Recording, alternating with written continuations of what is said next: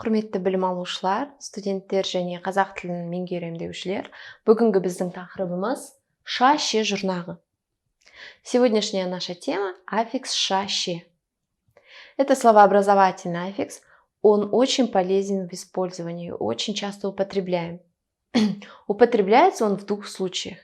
Тогда, когда мы хотим сделать производное наречие, дающее значение как, словно.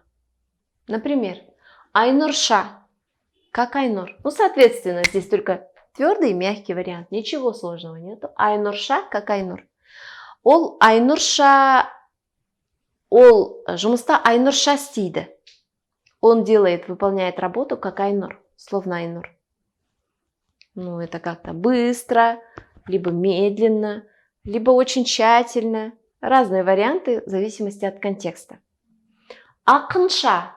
Акын поэт, акын-ша как поэт. Какое можно придумать предложение? Ол өлеңді ақынша жазады. Ол сөйлегенде ақынша сөйлейді. Когда он говорит как поэт. То есть у него очень красивая речь. Здесь у нас такое производное наречие. Үстеу. Балаша. Балаша. Бала ребенок, балаша как ребенок. Данное наречие в большинстве употребляют в казахском языке, когда говорят, что радуется как ребенок. Балаша гуанда.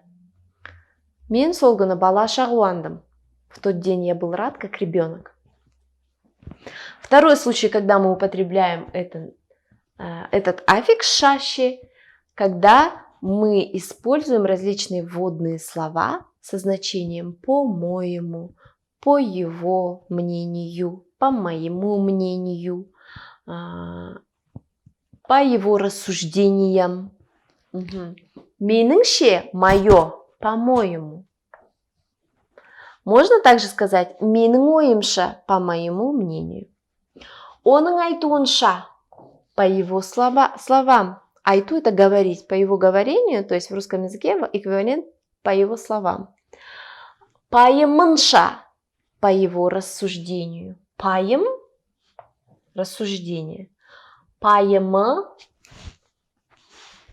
– это его рассуждение. То есть здесь будет третье лицо.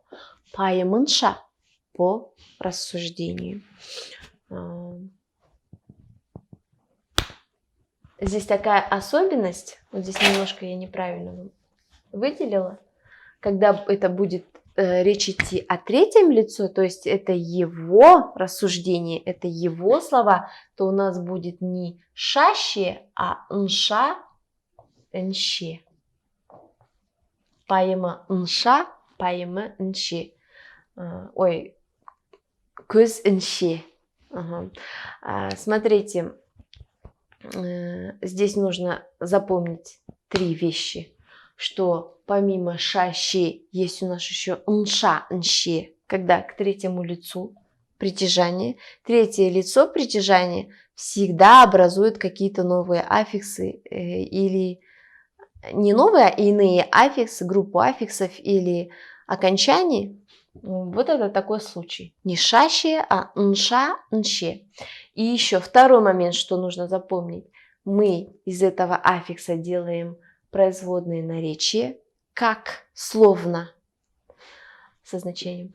И третий момент, что нужно запомнить, что мы делаем здесь вводные слова из этого аффикса.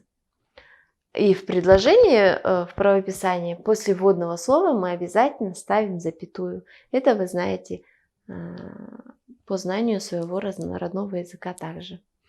Мен сіздерге сәттілік тілеймін. Назарларыңызға көп рахмет.